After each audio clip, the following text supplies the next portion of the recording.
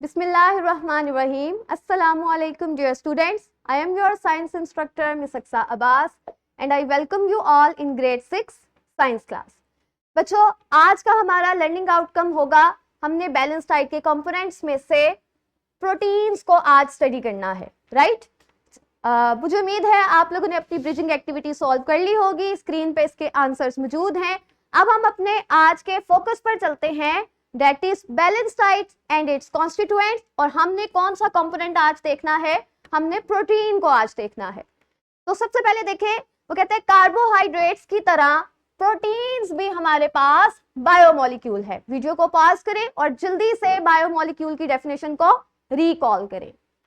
अगर हम प्रोटीन्स की केमिकल कंपोजिशन को देखें तो proteins are made up of smaller units जिसे हम अमाइनो एसिड्स कहते हैं, राइट? ये आपके पास एक बड़ा प्रोटीन का मॉलिक्यूल है। अगर हम इस प्रोटीन को देखें कि ये कैसे बना है तो ये छोटे छोटे अमाइनो एसिड्स से मिलकर बना है।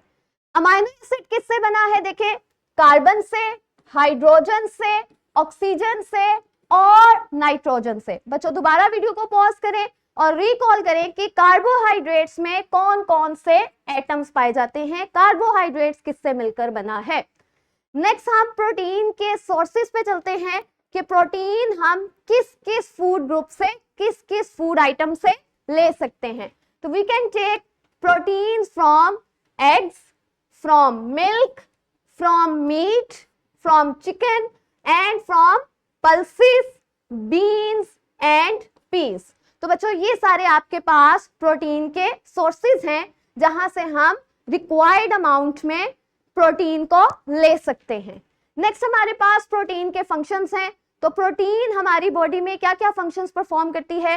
बच्चों सबसे पहला फंक्शन हमारे पास है, they help in building and repairing tissues.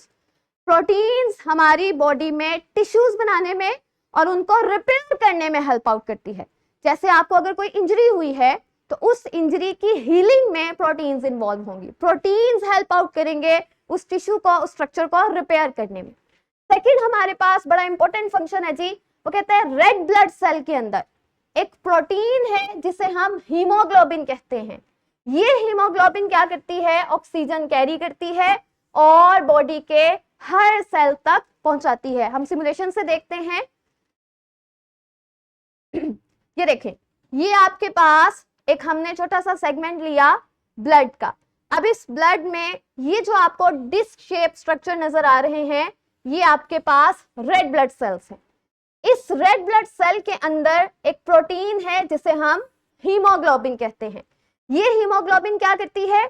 Oxygen को कैरी कर रही है और देखें आगे मूव करती जा रही है और जहां जहां जाएगी वहां अपने रिक्वायर्ड सेल को ये ऑक्सीजन ट्रांसपोर्ट करेगी। ये देखें, इसमें जो आपको रेड डॉट नजर आ रहे हैं ये ऑक्सीजन को रिप्रेजेंट कर रही है। अब सिमुलेशन में देखें कि ऑक्सीजन जो है वो रेड ब्लड सेल के अंदर जा रही है और आगे मूव करते जा रहे हैं ये सेल्स, ठीक है?